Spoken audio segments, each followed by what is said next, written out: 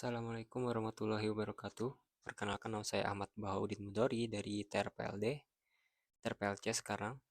Dan pada video kali ini kita akan mempelajari tentang integrasi login API pada Flutter menggunakan Dio dan Block. Kita akan menjelaskan ulang apa yang ada di video punya FinDev dengan judul cara integrasi login API pada aplikasi Flutter menggunakan State Management Block. Kita akan masuk saja. Di sini dalam video disediakan sebuah project yang sudah jadi ya di GitHub-nya Bang Vin. Nah, di sini kita akan melakukan cloning terhadap repository yang sudah dibuat oleh sang pembuat video.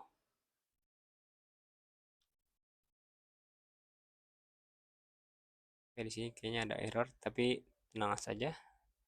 Seperti biasa, kita copy di bagian kode, lalu masuk ke dalam. Sini kita akan git clone terus paste ini ya. Nanti dia akan muncul di VS Code dengan bentuk seperti ini. Oke. Jadi tutorial ini akan mencakup pembuatan model layanan API atau service repository hingga pengenalan state dan sesi login. Persiapan awalnya sini kita akan melihat berapa package yang sudah disiapkan oleh Bang Vin. Sini kita akan memakai Flutter Block.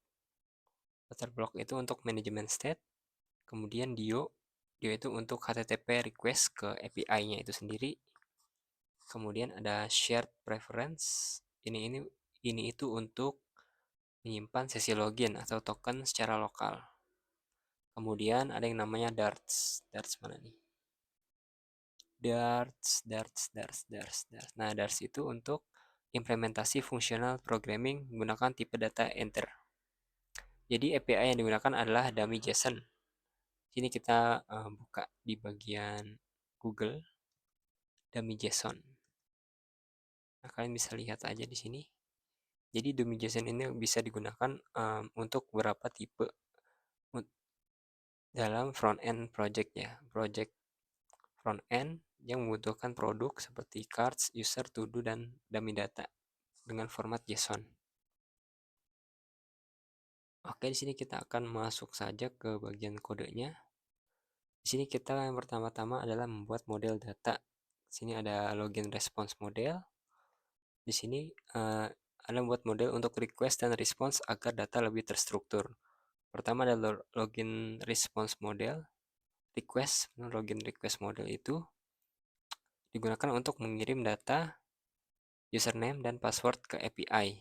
Nah, di sini ada final string, username, password. Nih untuk login request. Kemudian ada yang namanya login response. Nah, login response ini digunakan untuk menangkap data dari API, terutama akses token. Nah, sini ada bagian kode, kelas, final, login response model, required, akses token, refresh token, dan lain-lain. Di sini kita lanjut membuat API service atau networking. Di bagian ini dibuat kelas API service yang menggunakan library DO untuk melakukan request post ke endpoint login. Nah, di sini Dart. Yang keempat, kita membuat repository. Ini ada bloknya tuh, teman-teman. Ini ada login block. Tuh. Kemudian di sini ada repository. Jadi repository ini adalah bertindak sebagai perantara antara data source yang berupa API dan business logic atau belok bloknya ya, business logic. Di sini digunakan package darts dengan tipe either string. Jadi login response modelnya itu untuk menangani dua kemungkinan, bisa error kiri atau sukses. Yang kelima adalah implementasi state management block. Nah, ini adalah inti dari logika aplikasi. Jadi ada 3 file utama yang dibuat. Yang pertama ada event,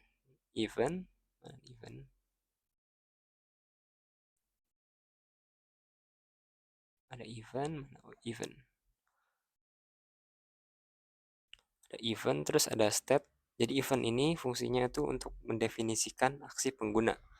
Jadi contohnya adalah login event dan logout event. Ini ada di bagian salah satu bagian sini ya. Lalu ada yang namanya state. Jadi mendefinisikan kondisi aplikasi. Contohnya adalah login inisial. Jadi login login inisial, login loading, login sukses, dan login failure. Lalu ada block. Jadi logika untuk mengubah event menjadi state. Yang selanjutnya adalah mengelola sesi login atau session manager. Jadi agar pengguna tidak perlu login ulang setiap kali membuka aplikasi, video ini menjelaskan cara menggunakan shared preference. Di sini save session, jadi menyimpan token saat login berhasil. Get token mengambil token saat aplikasi pertama kali dibuka atau init state. Lalu remove token, ini menghapus token saat pengguna logout. Kemudian ada yang namanya integrasi pada UI atau login page-nya. Nah, di sini login page-nya itu pada halaman login widget dibungkus dengan blok consumer.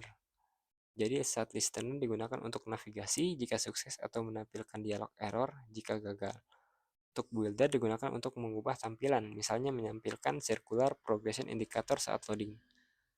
Jadi logika navigasinya digunakan navigator push replacement name agar pengguna tidak bisa kembali ke halaman login setelah masuk ke home. Lalu untuk logout, gunakan push name remove until untuk membersihkan seluruh riwayat navigasi. Nah, jadi untuk ringkasannya adalah, jadi UI itu memicu login event, kemudian blok menangkap eventnya, mengubah state ke loading, dan memanggil repository. Nah, di repository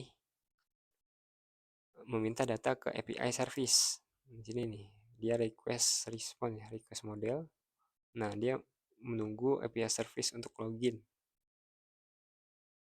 Lalu jadi API service-nya itu melakukan HTTP request lewat DIO. Nah, jadi hasilnya itu bisa sukses atau gagal dikembalikan ke blok. Nah, blok itu memancarkan state success atau failure. Jadi UI merespons perubahan state. Jadi pindah halaman atau munculkan pesan error ya. Seperti itu. Jadi untuk folder-foldernya itu ada blok, login event, login state. Sini ada konstan juga. Konstan berisi app konstan. Ini untuk token dan dummy JSON-nya. Di model ada login request model sama login response model. Di page ada home. Di home-nya ada loginnya juga.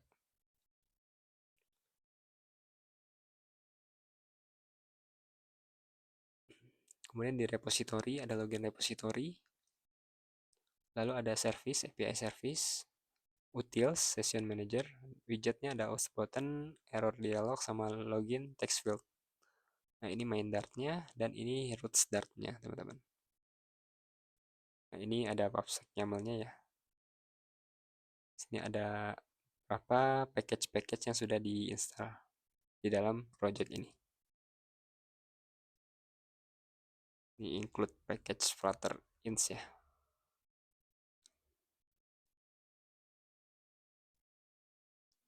Oke, mungkin cukup sekian video kali ini. Kurang lebihnya mohon maaf. Wassalamualaikum warahmatullahi wabarakatuh.